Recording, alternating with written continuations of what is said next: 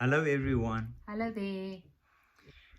Um, in preparation for the talk, we said people will will accept it when people get tired of us talking about moving. We are We'll, also quite frankly tired of moving. will understand when they say, "Oh, goodness sake, I know what their subject is this week." Um, they stuck on a topic. They're fixated. Yes, yes. And I think we are a little bit, I think it was so focused. Um, but I think before we move on to a different thing altogether, we thought it might be a good idea just to explore the things that helped us and the things that actually were stumbling blocks. Because it's not just about moving. No, no. This is something, a situation in life happening, which can be anything else that asks actually almost superhuman things from you. Mm. And That is disruptive. that is That is disruptive. That can be, that's life changing. it takes you out of your comfort zone. Yes, all of that. So this is actually to take it much broader than that. Mm. So maybe just to look back on, I think, what is the first chapter, the first phase of our relocating. Yes, because that first phase is basically done. I would say 90, even 92%. It's difficult. Give or take. You positive today. Yes. But looking at what has been done, Yeah, it's definitely. only the tail end that is Yeah. now of that phase of moving to Tafelkop. But then the next phase starts after that, settling in and setting things up so that we can start with the retreats and the workshops and all of that. Yeah, and that is a whole different, I think, stage that will take a long, long time, and that will ask a lot of us. So what we gained in wisdom and knowledge in this first chapter or first phase will, I'm sure, be also helpful in the coming months Definitely. in terms of that. So what would you say? What helped you most, and what was your biggest stumbling blocks, the things that threatened to um, to make you less productive? I don't think that I've discovered anything new, Mm. but I discovered it anew. Uh, Mm. um, it came to the fore again because it is something due to my personality. I'm a 5 on the Enneagram. And the things that I'm always working with that are stumbling blocks for me as a 5 in any situation, Mm. those were the things that I had to address in this. And that was very obvious to you. Yes. Yeah. Yes. Because if I were to approach this in a real 5, unredeemed 5 way, where the 5 is a head type, always stuck in preparation mode. All right, what has to be done? What can I do? Very theoretical, um, preparing things, but never getting to doing the thing. And what happened here is you get up in the morning, and from the moment you get up, you do. Mm. Mm. There isn't thinking. There isn't, you take the next thing that has to be done and you do it. To a large extent, my experience of this time is of approaching life through a pipe. It became very narrow, and what you see, you do. Yes, and I think it's even to the extent that we were not aware of what was going on globally. Um, we were struggling like everybody with load shedding, but that was part of the reality of where we are. So we were really very focused on this. And I think what helped me was to, like you say, to do what is at hand.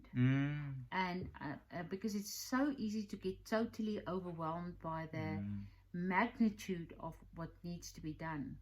Um, so, and I think it also helped to break it down a little bit in stages. Like, let's pack up the house, what we wouldn't need, so that we stay. What we left with is like the core of things that we will need in the cottage, and then tackle the studio, and then tackle the workshop, and that sort of gave a sort of a wide scheme, but it helped to just, and even with the unpacking, at one stage it was just boxes all around me, and what I heard in my head, I heard, just take the one in front of you, open it up, put it in its place, and take the next one. So it's very methodical, and like you say, not thinking too much, and the doing bit.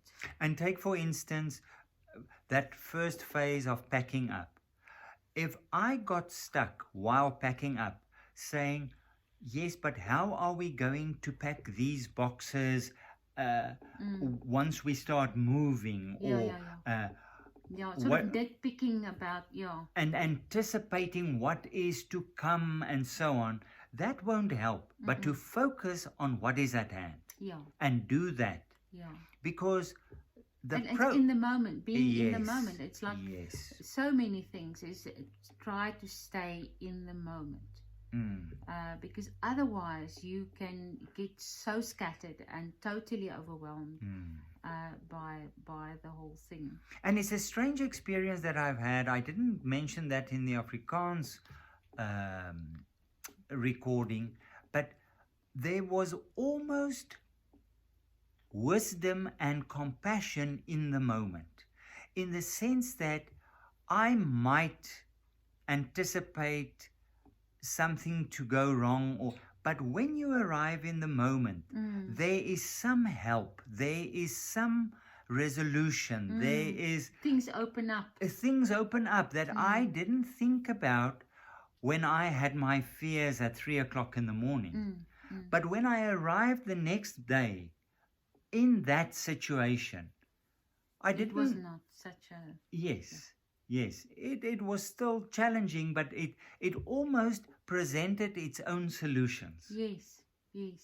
That I experienced. It didn't need all that thinking out. No. So I had to trust the present moment.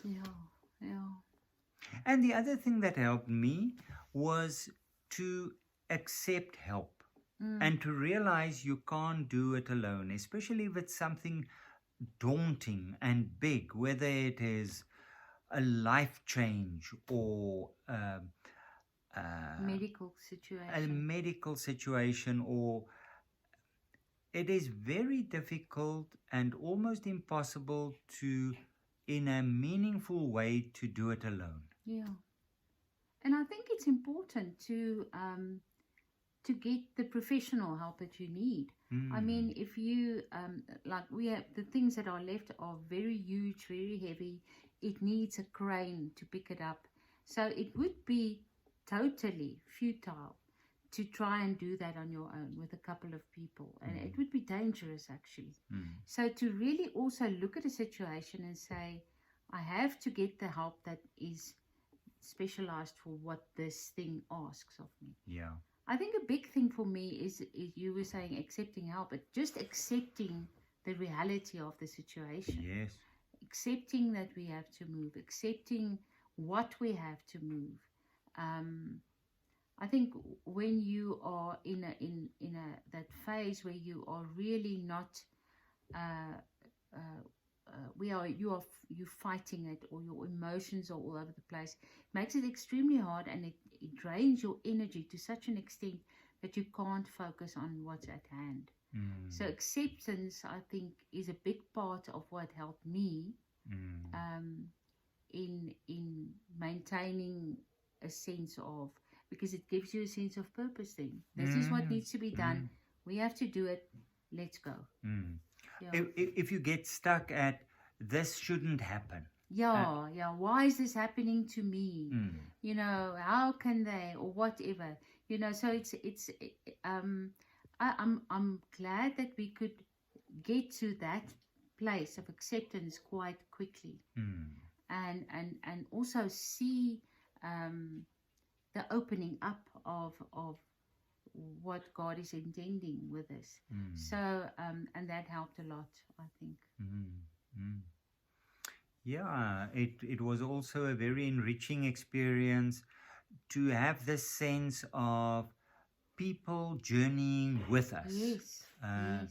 That was very helpful and encouraging, and also getting a deep sense of understanding of other people's situations. We don't understand each other's contexts always fully, it's not always possible, but just to have compassion for people going through such a disruptive phase and so on. So that helped as well, and we've experienced that in the compassion and support that we received from people. So thank you very much for that also. Yeah, so here we are, and we'll keep you updated on the next phase, the settling in and the getting everything ready. And yeah, you'll see we're in front of a new wall. We're really enjoying the cottage. It's nice and sunny, so we are quite content. May you have a wonderful week, and we speak again next week. Keep well, everyone.